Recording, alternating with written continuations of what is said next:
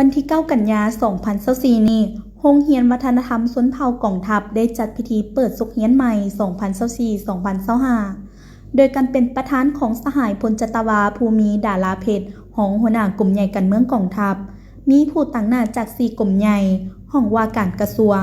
กรมโรงเรียน วิทยาคารคณะพักคณะอำนวยการโรงเรียนแผนกศึกษาธิการและกีฬานครหลวงเวียงจันทร์พนักงานครูอาจารย์ตลอดฮอดน้องน้อยนักเรียนเข้าร่วม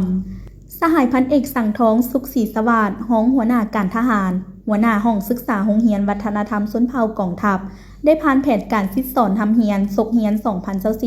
2024-2025 อิงตามแผนยุทธศาสตร์การก่อสร้างและปรับปรุงกำลังของกองทัพประชาชนลาวโดยเฉพาะปฏิบัติตามเนื้อในกล่องประชุมเวียกงานโรงเรียนทั่วกองทัพครั้งที่ 1 และ4 นาทีใหญ่26แผนงานที่คณะพักกระทรวงป้องกันประเทศวางออก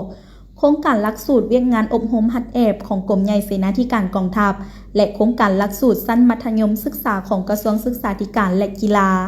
จุดประสงค์เพื่อแนใส่ก่อสร้างพนักงานหุ่นสืบทอดให้มีน้ำใจหักชาติหักระบอบใหม่หักอาชีพทหารมีระเบียบวินัยเข้มงวดและมีสุขภาพแข็งแรง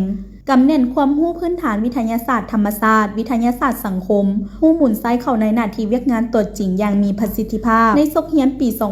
2024-2025 นี้มีนักเรียนทั้งหมด 395 คนหญิง 130 คนประกอบมี 3 ชั้นเรียนระบบสามัญศึกษาคือชั้นม. 2 มีนักเรียน 132 คนหญิง 30 คนชั้นม. 6 มีนักเรียน 133 คนหญิง 4 คนและชั้นม. 7 มีนักเรียน 132 คนหญิง 56 คน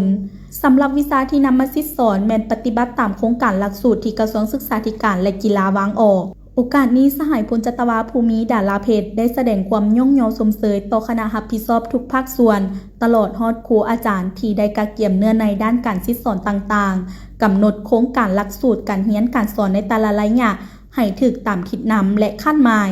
พร้อมกันยกสูงความรับผิดชอบต่อหน้าที่การเมืองของตนเข้าในแผนการเรียนการสอนให้มีผลสำเร็จและเรียกร้องมายังคณะพักคณะอำนวยการโรงเรียนพนักงานครูอาจารย์ตลอดฮอดน้องน้อยนักเรียนต้องมีความรับผิดชอบสูงต่อหน้าที่ของตนค้นคว้าหำเรียนกำแน่นบทเรียนที่ครูอาจารย์ถอดถอนให้ออกแข่งขันเรียนดีสอนเก่งโดยหมุนใช้เวลาให้มีคุณค่าหันเอาลักษณะมูลเสื้อของพรรคของชาติของกองทัพเข้าในการเรียนการสอนเพื่อสืบทอดภารกิจสร้างสรรค์และพัฒนาประเทศชาติในอนาคต